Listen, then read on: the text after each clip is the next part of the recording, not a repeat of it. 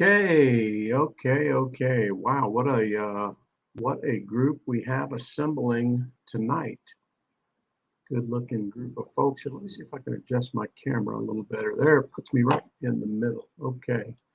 Well, welcome to May the 1st, 2022 edition of Speaking of Zane. It's the 190th edition of Speaking of Zane, which reminds me, next Sunday is Mother's Day.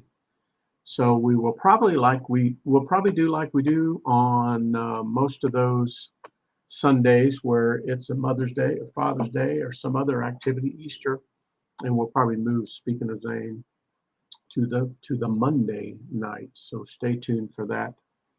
Let you guys spend time with your mother. My mother-in-law will be here, actually, Lori's mother, Carol. And we might run down and see my mom. That's what I'm thinking. We may not get back in time. I know a lot of others do the same thing. But we may run down and see my mom on Sunday. We'll see how things go. But good to have everybody in there tonight. We got a good crowd coming in. Daryl's in there. Daryl made it. Daryl was hospitalized during the week. I don't know if you guys saw that or not, but he was in there for a few days and finally convinced the doctor to let him go home. And looked like the doc wanted him to stay even longer. And Daryl said, "No, I'm out of here." So Daryl, it's good that you're home, which hopefully means you're better. I hope you didn't leave still with your illness. So make sure that you take care of yourself for sure. We'll be following you. Ken's in there. My cousin Toby's in there. Happy Sunday to you, Toby. Amy Walton's in there. Hey, Amy, my favorite person from Buccaneer Bay. How's it going? Dan Jefferson's in there. Dan's in there down in the Tampa Bay area. Aaron's up in Detroit. We got them all over the place tonight, Aaron. We got Michigan, Georgia, Florida, Nebraska, Oklahoma. We have them all over the place. Missouri. But good to have you in there, Aaron. And good work. I know you were part of another run, I think it was today, honoring fallen. And we are excited and looking forward to the July 31st Running to Honor race and 5K. And excited about that. Jim Miller's in there. Hey, Jimbo. Good to have you in there. Good, Daryl. That's good. Your kidney issues are resolved. I know, boy, kidneys are a finicky thing. Good thing you live on one. A lot of people live on one kidney. But I know whenever you have kidney trouble, you got to drink a lot of fluids, that is. Drink a lot of fluids. Okay, let's see what we got here. Not only is my mother-in-law, this is my mother-in-law. We've postponed her trip a couple times now. I guess this might be the third attempt. So right now it's kind of like launching the space shuttle. We watch it and monitor it very closely until we get right down to the final countdown. But she's supposed to come in on Saturday. I believe it's Saturday. And let's see. And happy birthday to her husband, my father-in-law, Stan Smith. He's a veteran too, Air Force veteran, retired Air Force. I don't know which day it is. I think they celebrated today, but I'm not sure exactly which day Stan's birthday is. But I know it's right around here. Let's see. I don't see Aunt Paula in there, but I announced last week that she's going to be homebound for, I guess it'll be about 4 weeks now, 4 weeks yet to go. She had some work done in her neck bones or something. But she said it was going to keep her homebound for, she said 5 to 6 weeks. That was a couple weeks ago. I just can't imagine her being bound at all. So I know she will find a way to be contributing to society in some capacity. There's Matt Aaron. Hey, Matt. There's my dad, Mac Marine. Hey, Dad. Good to have you in there. But Dad's been doing a lot of home improvement stuff lately. Got some more of that done this last week.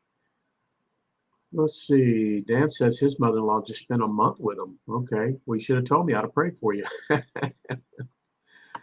Let's see. Lori's in there. I think Lori's out in the car. She took Everett to his daddy's house, and she's on her phone. There's Katie, Aaron. Katie's in there. All right. Let's see. House fire update. Well, the neighbors, still no activity. No activity next door on the reconstruction. It's been another full week with no activity, so they must be getting things lined up. Let's see. Matt just spent $100 on flowers. Whose were those for Katie? Hey, Katie. Aunt Mary's in there. Okay, we got a good crowd assembling here on the May 1st edition, 190th edition, I mentioned, speaking of Zane. Well, let's see. Happy birthday, Stan. House fire update. Aunt Paula, Lori's mom. Oh, we just had the most wonderful dinner last night. Katie's birthday, that's right. Katie's birthday. You told us that, Matt. Okay. Well, happy birthday, Katie. Awesome. Well, we had our daughter, Charlotte, and a young gentleman friend of hers were in town from Seattle over the last couple of days. They came for a wedding, not theirs. They came for a wedding of one of Charlotte's friends, and I was out of town all week, so we didn't get to see them until last night. But we went by. They were staying at our son Jackson and his wife Caitlin's house, and Lori and I drove over, picked them up, and Charlotte had reserved dinner for us at. Gosh, I can't even remember the name of it. There's a restaurant down in the Battery by the ballpark. Oh gosh, the gun and something. Anyway, it was nice. Nice to spend some time with them and hear what they're up to. And they flew back to Seattle this morning, and Charlotte has checked in. The flight went fine. They were on their way from the airport back to downtown Seattle. So everything went well. It was good to see her. First time we had seen her since I dropped her off up there. If you remember, when she graduated from the FBI Academy, she got based in Seattle, and I flew up there with her, got her settled in her apartment and all that. And that's the last time we saw of her. But she finally got to come home. That's awesome.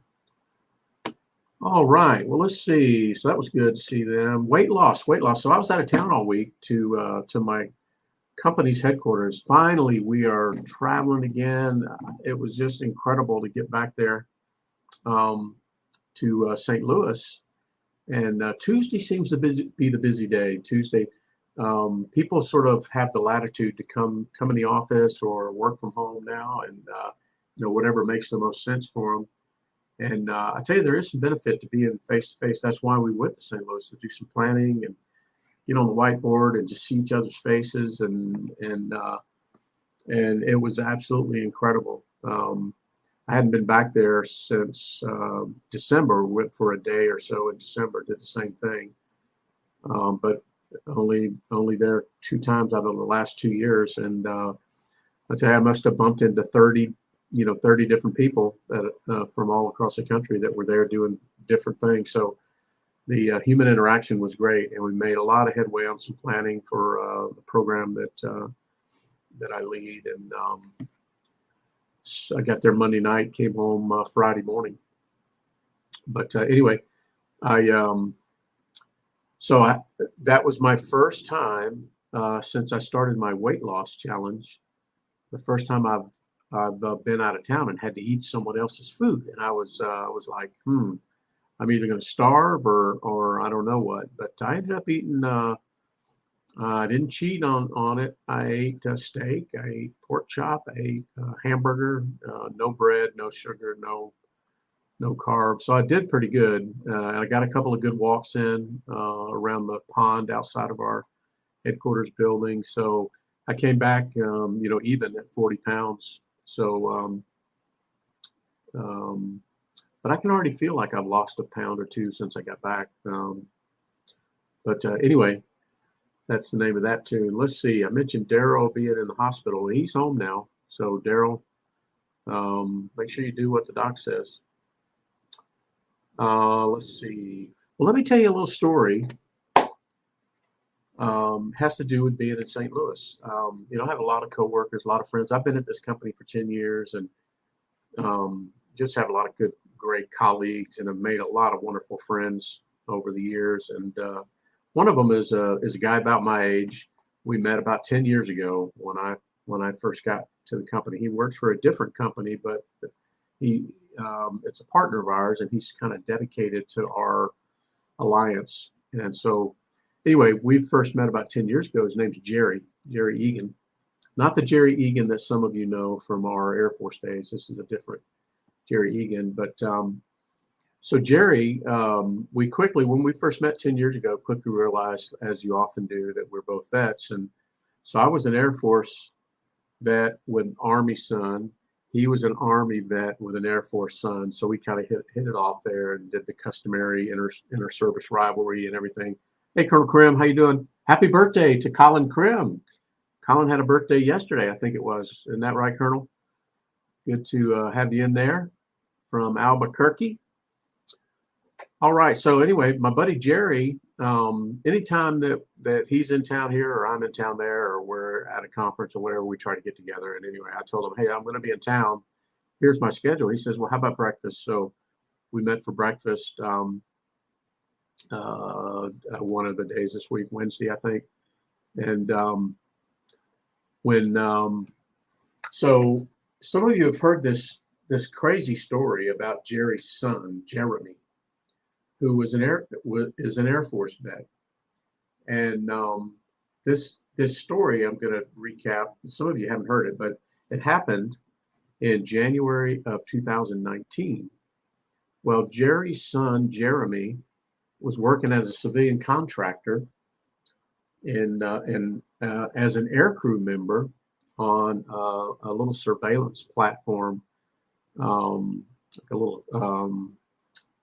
I forget the platform, but very common Air Force twin engine, like a Beech twin engine platform. Army flies them, Air Force flies them. Anyway, in this case, Jeremy had been working at a civilian contractor for some time, and evidently the U.S. government contracts out to this company. I won't say the name, and this company flies these surveillance missions on this particular platform and gathers intelligence. Well, Jeremy is like a sensor operator for this defense contractor, which means he flies in the back of the plane and does all the censoring, keeps all the sensor stuff, the equipment running, and gathers all the intelligence and forwards it where it needs to go and all that stuff. And was doing that as a civilian contractor. Well, he was deployed to Kenya, a little spit of an air base called, let me see if I can find it. I probably already closed it, but oh, here we go. You guys may recall this occurred at Manda Bay Airfield. Manda Bay Airfield in Kenya near the Somali border. Anyway, my buddy Jerry's son, Jeremy, was flying missions out of there. And you may recall, hey, Dan DeVlieger, how you doing, buddy? Down in Tempe, Arizona, I believe. Tempe, I can't remember if you're in Tempe. There's so many little hamlets there. Chandler, Tempe, Scottsdale, Phoenix proper, but I'm missing one, I know. But so anyway, Jeremy was flying in out of this airbase at Manda Bay, and the base was the perimeter was breached, and the base was overrun by Al Qaeda terrorists. This was in January of 2019. Well, Jeremy and his two colleagues the aircraft they were in was taxiing out to go fly a mission as the breach occurred. And unfortunately, the Al Qaeda fired a rocket propelled grenade at the aircraft hit in the cockpit, killed both of Jeremy's colleagues. And Jeremy was burned, severely burned, and he was in the back of the plane, fortunately, and he was able to egress out the back hatch out onto the runway. And turns out there was really nothing left of the plane. I'll show you what was left of it here in a minute. But Jeremy got out, and Jeremy was sort of exposed out on the runway, no defenses, and fortunately, one of the an American service member picked him up and got him out of harm's way. And anyway, of course, Jeremy was traumatized, and still, Jerry was sharing with me this week that he's still, of course, dealing with the survivor's guilt, which is pretty common in those situations. And but the reason this came up, because I always ask him how his son's doing, and it's been 19, 20, 21, 3 years now since it happened. And hey, Brenda Lusk, and Jeremy, I always check on Jeremy, and Jerry said, "Man, it's so funny you asked about him." He says he was just awarded. Let's see, they had a big ceremony down in Dallas, and Jerry's son Jeremy was awarded with the Secretary of Defense Medal for the Defense of Freedom. The Secretary of Defense Medal for the Defense of Freedom. I had to look it up, and you can do the same on Wikipedia, but basically, the Secretary of Defense Medal for the Defense of Freedom is the civilian DoD equivalent of the Purple Heart, and Jerry was awarded that. Jeremy was awarded just last week, and Jerry shared with me some pictures, which I'll share with you. Let me find them. But just an incredible story, and the details of which have been, they were, I guess as you just say, sworn to secrecy, but they had a gag order on them. Nobody involved in it could share anything about it until recently, and the way that it's described to me, wow, that's like a Jack Ryan, made for TV movie. But let me share with you a couple of the pictures that Jerry shared with me. And hang on a second. There we go. I lost my screen there. Stick with me because I'm going to show you. I sometimes forget where I put all my doohickeys here. Okay.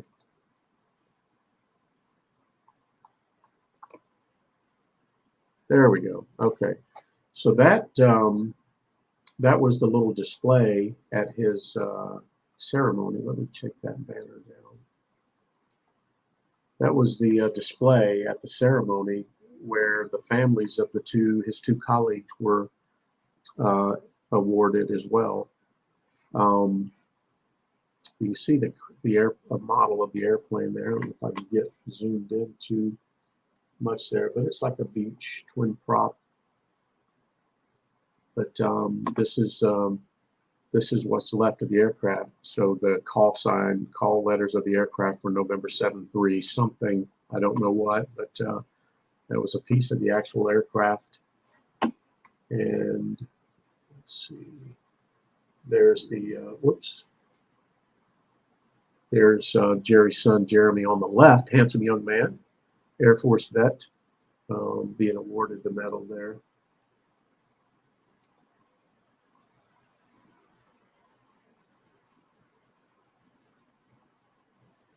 It looks like that must have been placards for where they were sitting. Jeremy, his wife Bethany.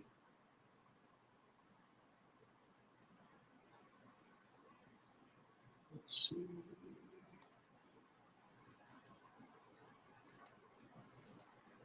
Yep, that was pretty much it. So anyway, what an incredible story. And he said, Jerry was telling me that it's the first time he's seen the family of his colleagues. And, obviously everybody's hoping that that'd be the beginning of a healing. But can you imagine, those families losing their loved one, and then, Jeremy being the survivor and all that goes with that. But anyway, I thought that was, I would share that with you all. I know some of you remember it from when I shared the story a few years ago. In fact, when it happened, Lori and I were at Jackson, our son Jackson's house, who was still in the Air Force at the time. And Jackson, I told Jackson about it, and he already knew about it. Of course, working in the squadron there, he was aware of things that were going on, and there would happen to be a gunship in the vicinity that responded from his unit. So just an interesting story all around. But just incredible stuff that Americans do for their country and their fellow countrymen. And Jerry's son Jeremy's one of those. Okay, let's see. So speaking of sons, Lori reminds us there that Jackson's taking his private pilot's license oral exam tomorrow. I didn't know there was an oral exam, but he's taking that tomorrow, and I guess that'll be followed up by a check ride. So life has got in the way of that young man's attainment of his private pilot's license. He's in the year range now, but he's got a wife and a kid, and college, and getting out of the Air Force and moving, and gosh, what else? Having to find a job, and selling a house, and just life stuff. But he's very close now to his private pilot's license. So he's a smart young man. He'll do fine. Okay, well, let's see what we got here. Oh, hat of the week, hat of the week. Ken's probably wondering what the hat of the week. Well, the hat of the week always has to do with something going on in our life this week or last week. And because I spent a wonderful time at our corporate headquarters with colleagues, I wore my company hat, Worldwide Technology. That's the company I work for. We do a lot of defense contract work ourselves. Probably a third of our business is to the Department of Defense, all the branches of the service. We provide technology solutions. So I feel like I'm giving an advertisement, but we have consequently, we have a lot of veterans at our company and on our team. I'm getting ready to hire 3 more veterans. Got 5 or 6 on the team now, and we have hundreds at the company, spread all across the world. Okay, yeah, I know Ken and Daryl, they're sharp, man. They're like, okay, what's the hat of the week? But yeah, I know I couldn't fool you this week with that, but that is the hat of the week. Okay, so I made an error last week on Speaking of Zane. I skipped right over this week in military history, and there were some juicy nuggets. And so I left those on for this week. And one of them, let's see, why don't I go in chronological order? It makes sense. On April 27th of 1805, the United States Marines attacked the shores of Tripoli. So anybody know the Marine Corps hymn, the very famous from the halls of Montezuma to the shores of Tripoli? That's where that comes from. That is where that comes from. April 27th, 1805. Fast forward to April 25th of 1945. How about this? The last Boeing B-17 Fighting Fortress attack against Nazi Germany. So on the April the 14th of 45 was the last B-17 mission to attack Germany. How about that? Let's see, fast forward again. Okay, April 24th, 1980. 1980, Operation Eagle Claw. Okay, time for Trivia of the day. Trivia of the day. What was Operation Eagle Claw? Operation Eagle Claw. You're right, Dan. The Mighty Eighth. I tell you, I can't wait to get back down there to Savannah, Pooler, Georgia, where the National Museum of the Mighty Eighth Air Force is this year for Memorial Day again. We're going to be doing placing 10,000 flags on the grounds of the museum again this year. Last year was the first time they had done this, and it's to honor the 10,000 airmen killed over the skies of Europe from the 8th Air Force. So good on you there, Dan. I'll be down there, hoping to take a buddy with me. And if the timing's right, maybe Lori can come down, but it's on Memorial Day proper, Monday. We're going to be Saturday, the Saturday before Memorial Day, we'll be placing flags at Georgia National Cemetery, of course, for Memorial Day. That's the official ceremony there. And but the interesting thing this year, Dan, about that placing the flags at the 8th Air Force Museum is there's actually going to be a B-17 flyover. I forget which one. I think it's Texas Raiders. That's with the CAF out of Texas. Lori and I saw it recently here in Rome, Georgia. But okay, we got some guesses coming in. We got some guesses coming in on the trivia question from this week in military history. The question was, what was Operation Eagle Claw? It happened April 24th, 1980. So Lori recognized when she said Libya that she was wrong because it wasn't 80. Libya was 86. We talked about that a couple of weeks ago. The raid on Libya there that R.F. Mildenhall was involved in. But and then we had Lori pipe in again with another valiant effort on Lori's part. The Falklands. No, what the Falklands was? When was the Falklands? 82, I think. 82, I believe. 82, 83. But we got a couple of our stalwarts coming in here. Ken says Iran, and Daryl clarifies or puts a little more color on it by talking about the attempted rescue of the hostages in Iran. Yes, absolutely. I was in the 11th grade, I believe I was. We were following it in our social studies class. But somewhat of a debacle. You could go read the story about it, and we lost. I think somebody helped me six service members, a mixture of Marines and airmen, when a helicopter really kind of taxied into a C-130, and it was a dust storm occurring. But yeah, terrible tragedy. I've finally got around to reading, the story, the actual story about what happened, what was the plan.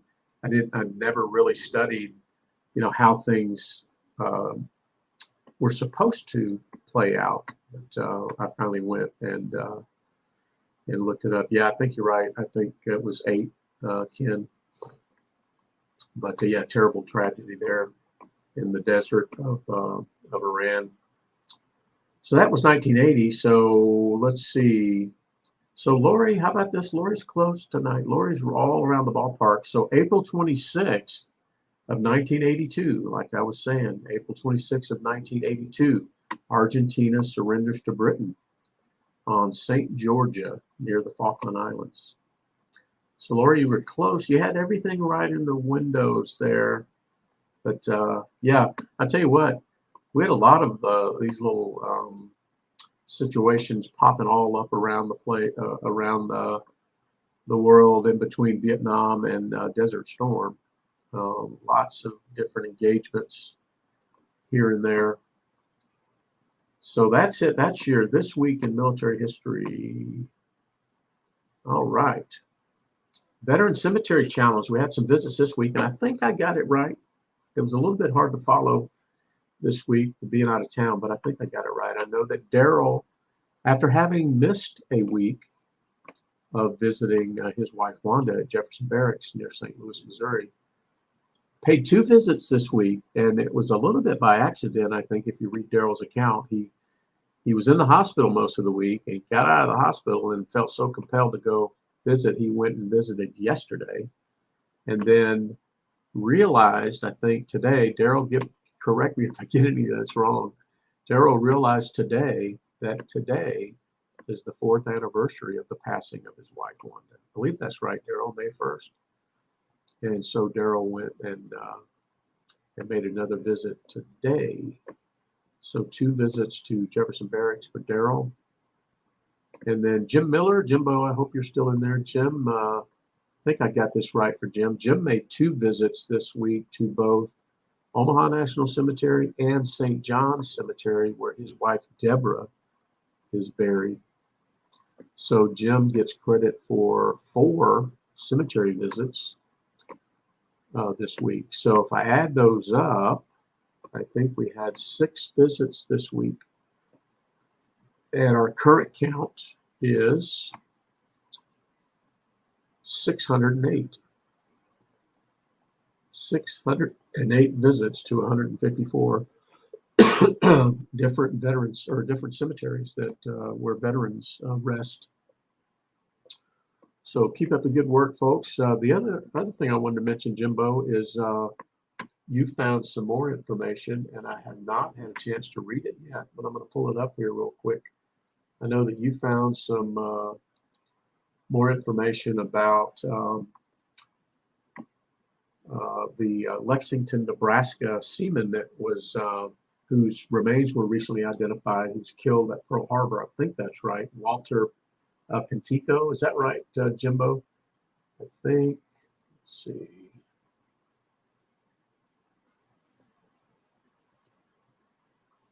Yeah, Walter Ray Pintico from Nebraska. Yeah, so Jim found some more information about that. Very nice page talking about Seaman Pintico. It turns out he's going to stay. They're not bringing him back to Nebraska. I think he's going to stay there in Hawaii. I think that was what I told you guys last week. Okay. All right. Well, let's see what else we got. Thank a Bet Challenge. Thank a Bet Challenge. I know we had quite a few thank yous this week. Daryl. Okay, Daryl, help me if I get any of this wrong here. But Daryl thanked. Was it the same Vietnam veteran with the Purple Heart that you thanked twice this week? That's what I think. And his name is Robert. Goes by Bob. And then Daryl also thanked a Marine Corps vet. So Daryl, pipe in and tell me if that Vietnam vet with the Purple Heart, if that was the same guy or 2 different guys. It's going to count the same in the thank yous. But and then Jim thanked, let's see, 4 gate guards, so airmen, and 2 other airmen at the doctor's office. So Jimbo got 6 thank yous in there. And then Lori had, she'll correct me if I get this wrong, but Lori had, I think it was 3 law enforcement officers, 2 at Buc-ee's that she gave the thank you card, her Back to Blue thank you card to. And then another at Walmart. I think I got that right. And then Katie thanked a Marine at the Kroger and wrote a very nice story about it on the Speaking of Zane Facebook group about her interaction with this Marine. She said, I'll read it for him, Katie. Because Katie needs to write because she's got kind of a knack for it. She said, I thanked a Marine veteran this morning at Kroger while picking up things for breakfast. We chatted. I'm going to move this over here so I can look at you here in just a sec. All right, I'll start over. This is Katie speaking. I thanked a Marine veteran this morning at Kroger while picking up things for breakfast. We chatted and he told me he joined in 1948 and he was 90 years old. I couldn't believe it. He didn't look a day over 74, and he was walking around with a pep in his step. I told him how Matt's in the Army. He chuckled and said, "That's okay, LOL." We talked about the rival and how my grandfather and his brothers were all in separate branches, which made my family dinners pretty interesting. He was such a sweet and happy gentleman. How about that? Pretty cool, huh? Thanks for sharing that, Katie. Good stuff. And let's see. I thanked my buddy Jerry, the Army veteran, another Army vet at our headquarters. I didn't know this guy, but we were at this little establishment next to the headquarters after hours having a beverage, and this guy saw me across the room and said, "Hey, Guy McDonald, nice to meet you." And I'm like, "Oh, I don't recognize this guy." And he recognized me because I have a loud mouth on our little chat stream for work on our veterans organizations. I'm always posting stuff there, and he says, I recognize you from our Veterans Employee Resource Group. And I was like, okay, that's great. And then thanked an Air Force vet at the Kroger today. He saw my SAC hat on and said, "Oh, you were one of the SAC guys, huh?" And I said, "Yeah, what about it?" He says, "Well, I wasn't SAC." And I said, "Are we going to tussle right here in the meat department?" And he says, "No." And anyway, he was a security forces guy. And anyway, we had a really good chat about that, and told me everywhere he was stationed and everything. But that was a lot of fun. He was a Vietnam era guy, so 10, 12, 15 years older than me. But that was kind of fun. And then so Guy, Katie, Lori, Jim, Daryl, I think I counted 16 this week. And that takes our count to 1,421 times that one of us has said, "Thank you. I appreciate you. I give a damn about you," to a veteran or a law enforcement officer, first responder. So in my book, that's a worthy cause. So thank you guys for playing along with us there. Okay, well, let's see. What am I missing? Nothing new to report on the organizations. I know, Aaron, like I mentioned, got the Running to Honor 5K coming up in July. It'll be here before you know it. So that'll be fun. And let's see. That's about it. That's about all the news that I know. We do have some heroes that we've lost this week. At the end of last week, Steve put in the chat there about the young specialist that drowned trying to rescue somebody. It's a shame. It turns out, and the young man's name was Specialist Bishop Evans, and it turns out that he drowned trying to rescue somebody on the U.S.-Mexican border.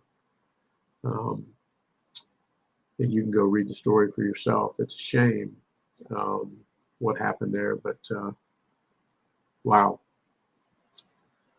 And then Katie, I think it was, Katie or Matt posted about an Army PFC Joseph Marquez, 20 years old, was killed in a training exercise. He was killed, and I think there were a couple of others wounded at Joint Base Lewis McChord, which actually Matt and Katie were stationed at, I believe, 7th Infantry. But Army PFC Joseph Marquez from Dover, Delaware, he was a member of 2-2 Stryker Brigade combat team there, and a couple of other soldiers injured. So like we always say, combat is inherently dangerous by definition, but so is training for it. And that's a perfect example there. Okay, Lori, help me out here, because I had a memory pop up on my Facebook page yesterday, and I didn't share it, but it was a video I put together, video montage I put together of Zane and Abby's wedding 11 years ago. So, Lori, they were married in April, weren't they? April of, I guess it would have been 11 years, what, 2011? And anyway, there were some pictures in the montage that just got me. I don't, our whole, our grief has, your grief changes with your life, and the way that you mourn is different, and the things that stand out are different. Anyway, I don't cry that much anymore, but I found myself looking at this video yesterday, and I just couldn't help but cry. And there were some pictures in the montage that I hadn't seen probably since I put that video together 11 years ago. But maybe I'll share it on the Speaking of Zane group. I'm always real sensitive, because Abby's remarried and Will is such a wonderful guy.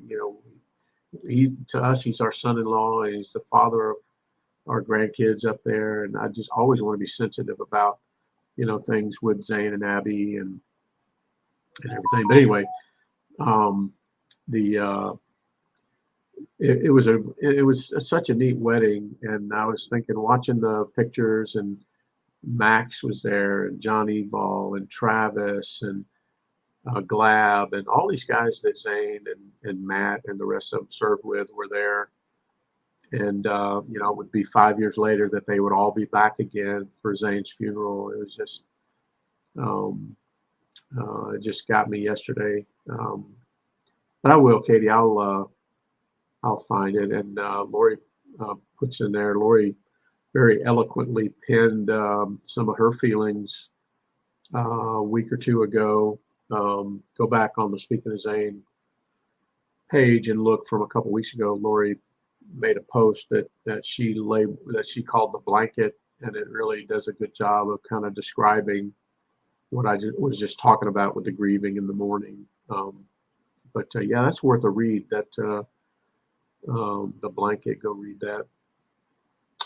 Okay, folks. Well, hey, I've enjoyed it. Thank you all for joining us every Monday night. Like I put in the title of these, keeping his memory alive by speaking his name. And they say the person dies twice.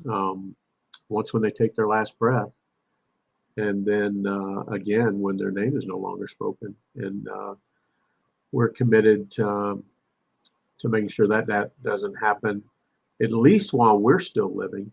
And we'll see how that carries on. Well, maybe we won't. Once we're gone, we won't know. But if we do a good enough job, maybe his name will continue on through our kids and the grandkids and Zane's kids. And that would be a good thing for the name Zane McDonald to always be remembered. But well, have a great week. I'm back at home. We're going to do kind of a little postmortem on our visit to headquarters this week. We got a lot of exciting things going on. Got a group, one of my classes about to graduate, and then about to hire a whole new class. I'm excited about it. And so it'll be a busy week here at the house, and I'll look forward to seeing you all next Sunday night again. No, not Sunday night. We probably won't do Mother's Day. It'll be Monday night. So it'll be the Monday night, the May the 9th, I believe. We'll see you guys right here for Speaking of Zane, and we'll talk about him some more. All right, folks. Have a great rest of the week. And happy birthday, Colonel Colin Krim there in Albuquerque. We'll see you all later.